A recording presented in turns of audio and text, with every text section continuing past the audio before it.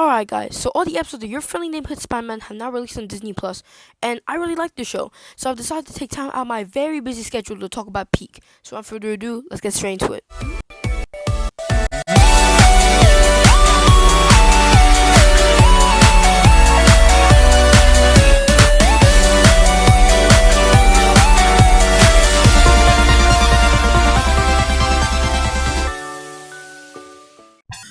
Alright guys, so let's be real. The whole show is basically just Marvel if they had the rights to Spider-Man. And in my opinion, I'm really glad this show actually exists, because Sony's way of handling Spider-Man wasn't too bad, but it wasn't that good either. And everything that they did in this show just basically improved the entire MCU Spider-Man in like 10 episodes. That's crazy. I don't know how they did it. I really don't know how they did it. But yeah, that's really all I wanted to say about that part. Now let's get on to the actual review. Alright guys, so first off, let me talk about the character development. The character development in the show is really good. From like what we saw in episode 1 and 2, the characters were just growing, and now the characters are just like building up. Especially two very big standouts. I guess three. First off is Peter, but it's kind of expected anyway. Nico Monoro and Norman Osborn. First off, let me start off with Peter. Throughout the series, this is very obvious. He gets more and more like I guess, heroic. I don't know what to say, bro. But like he kind of gets more like well, basically his whole character development is just him leading up to be Spider-Man, which means in each episode he learns more and more about being a hero.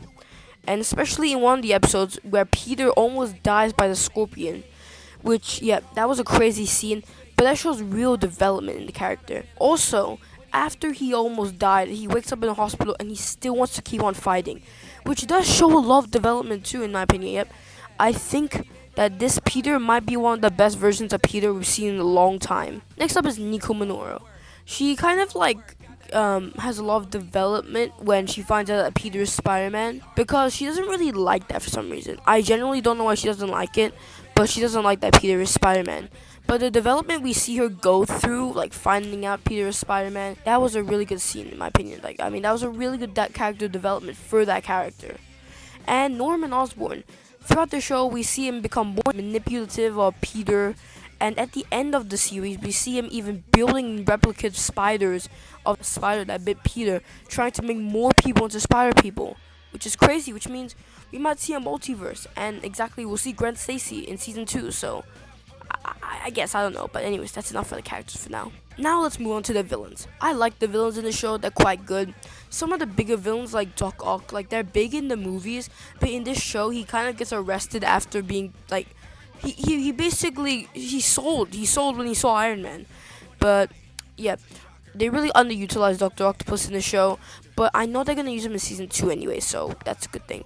And the rest of the villains, I don't know, they were like mid, especially that Russian gang. Like, no one cares about them, bro. But I think the best villain in this show is Scorpion, because he's such a D-list character, man. He's such a D-list villain, and that they make him like the main villain in this whole series, because he almost kills Peter, and then yeah, basically they make him to be like the big villain of the show. And let me talk about Daredevil real quick. He's not really a villain, but let me just say that his fight with Peter was actually insane. Like, it was actually peak. It was peak. And another random thing I need to talk about is Doctor Strange. I didn't really know why Doctor Strange was in the show. I thought they randomly put him in just for episode 1. But throughout, like, around the end of the series, we see Doctor Strange's actual relevance in the show. And yeah, and one thing I really need to talk about, which is also another character's development, I'm so sorry I missed this out, is actually Lonnie Lincoln. When he finds out that his brother's part of a gang, he uses himself to let his brother go free. And then throughout the series, he actually becomes comfortable with the gang and becomes a gang member of his own. Which is crazy, because I wasn't expecting him to do that. Like, obviously we knew he was going to do that, but I wasn't expecting it.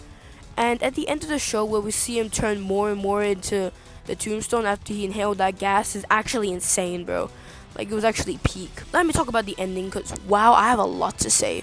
First off, this is a very small thing, but when Peter's looking up in the sky after Doctor Strange leaves his world or something, we see the Watcher in the sky, which is cool. It's whatever. But then we see that Harry and Peter are working on the Web Foundation and invite people that they know, like smart people, like Amadeus, that Wakandan girl, I don't know her name, and Lonnie. And yeah, and then we see again, let me talk about this again. Lonnie's gang picks him up, and as he like put his hands on the steering wheel, we can see his hands are more like gray, basically seeing him turn to the tombstone. And then one thing that really caught me off guard is that Aunt May goes to a prison, and we see that Peter's dad is still alive. And Peter doesn't even mention his dad in the show once, so I was very surprised when this happened. I was speechless. I was speechless. And yeah, the final swing was great. We always have a final swing in every Spider-Man project that we have, and this one clearly, I think this one clearly takes inspiration from No Way Home, because we do see like a close-up of his face like we do in No Way Home, which I know this is a very like, it might just be a coincidence, but I think this is a reference to No Way Home. I don't know though. And the show actually has quite a bit of references to No Way Home too, because when Spider-Man's about to stab Scorpion with his tail, we see Lonnie stop him exactly the way that Toby does in No Way Home. So I don't know, gang. I don't know. But yeah, I can't believe that we are getting season 2 and season 3 in the coming up years. Apparently season 2 is coming in 2026, and I'm very hyped for it. Like, I can't believe we're getting another season, and I'm so happy we are. But yeah, I think that's it for the review. So yeah, guys, that was my review for Your Friendly Neighborhood Spider-Man. Thank you guys so much for watching, and I'll see you guys in a year when the next season comes out or something. Okay, bye.